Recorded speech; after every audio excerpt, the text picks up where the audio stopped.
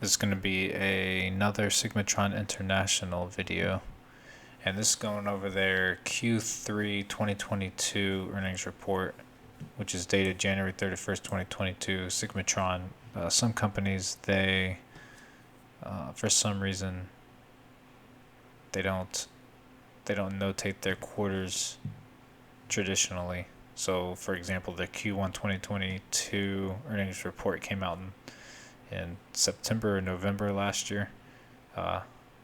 So I'm not sure why they do that, but this one dated January 31st, 2022. This one actually came out March 22nd, but it is Q3 2022. And I just want to briefly go over this, something that I noticed here. So I like to focus on the cash and cash equivalents. These went down about 350 million. And then I like to look at their total assets, which increased almost $100 million. And then total liabilities increased about 60 million.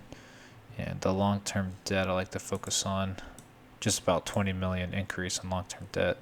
I compare that debt to their cash, and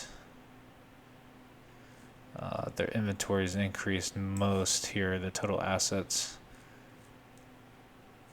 So if you're worried about debt on any of your companies, especially going into a potential recession, this and your cash on hand and your burn rate on your cash, 350 million, or I'm sorry, 350,000, and then 52 million down here for your debt. So keep that in mind, figure out what you're comfortable with, and we'll scroll on past.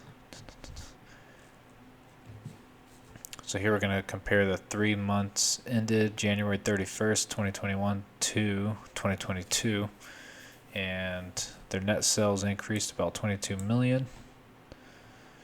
Their gross profit pretty much doubled. So it's a good ratio here. The profit margin is increasing year over year. Now they did incur a operating loss and a net income loss, which is due to this impairment of notes receivable and investment. So I'm going to copy this. We'll search for that in a second. Still paid income tax here, 750,000, and they incurred a loss of 58 shares, or 58 cents per share. And then here, if we look year over year, they increased the total number of shares by 460,000 or so. Alright, now I'm going to hit Control F to open up this search tab, Control V to paste that note that we copied, and then I'm going to hit the down arrow to see if we can find some clarification. So here's that amount displayed again, 6.3 million, the impairment of notes receivable and investment. And here, this is saying that the company had an investment in Wagz, along with convertible secured promissory notes and secured promissory notes issued by Wagz for a total of $12,600,000. And as per the merger agreement and just prior to acquisition, all of these items converted to 12,600,000 shares of Wagz common stock, resulting in a 25.5% ownership in Wagz.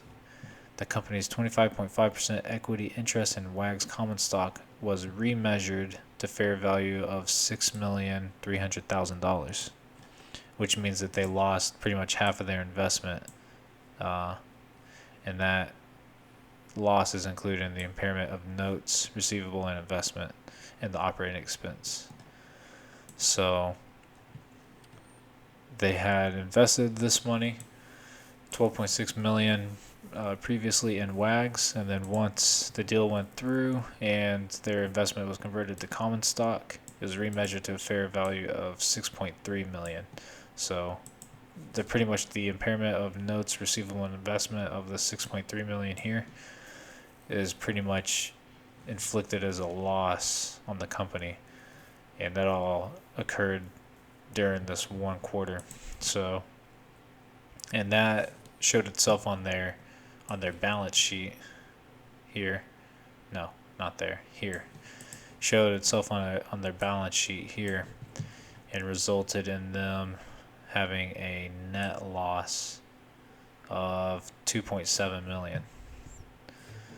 And I mean, otherwise, if not for this, they would have. So 27,24297 minus the 6,300,235 would have seen a positive 3.5, almost 3.6 million, which would have been a huge boost quarter over quarter. No, not quarter over quarter, but year over year for the quarter. And this would have been, so it's about 3.58. So we take our shares outstanding.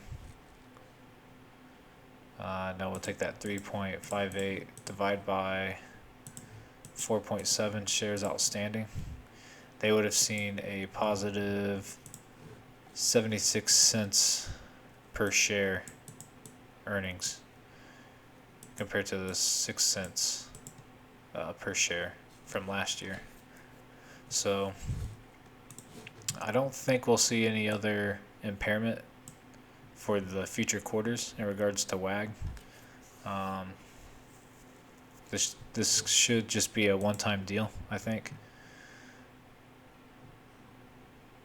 because I mean, there's no way.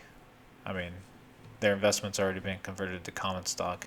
Maybe that Wagz gets remeasured fair value, but the chances of it being another $6.3 million revaluing, not too likely. Getting cut in half again, which would make it, down 75% as opposed to 50%. So maybe we see another impairment next quarter, but not likely one of this size. And so that does seem to be an outlier here. But I came across this and I just wanted to point it out so that everybody's aware that they did post negative earnings for the quarter, and it is due to their investment in the Wagz private company that they purchased. All right, thanks for watching, and let me know if you have any information on this or clarification. Thanks.